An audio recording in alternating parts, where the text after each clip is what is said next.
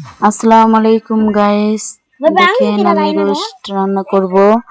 এই জন্য হয়েছে মশলা কষাইতেছি। প্রথমে হয়েছে তেল দিয়ে হয়েছে আপনার পেঁয়াজ বাটা ভালো করে কষিয়ে নিতেছি ভাজা ভাজা করে। পরে হয়েছে দিছি আপনার আদা রসুন বাটা, পরে তেজপাতা এগুলো দিয়ে পরে হচ্ছে আপনার তেজপাতা, তারপরে হয়েছে বাদাম, এগুলি সব কিছু দিয়ে পরে ভালো করে দিয়েছি। টক দই দিয়েছি একসাথে মিক্স করে।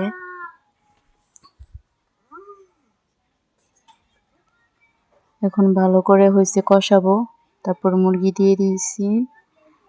মুরগিটা এখন নাড়াচাড়া দিয়ে ঢেকে দিব, ঢাকনা উঠে। এখন দেখেন গাইস কি সুন্দর হয়েছে, দেখতে পাচ্ছেন। আবার ঢেকে দিব, আবার ঢাকনাটা খুলবো। দেখেন গাইস কি সুন্দর কালার হয়েছে। এখন নাড়াচাড়া দিতেই থাকবো।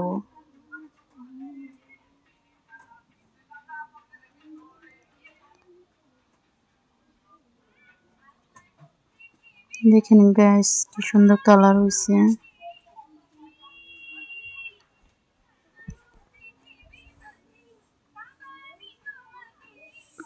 এখন কাঁচামরিচ দিয়ে দিছি আস্ত। মেন হয়েছে গাইস আমি কন্টেন্ট বানাইতে পারি না, তারপরও বানাইতেছি, জানি না কিরকম হয়েছে।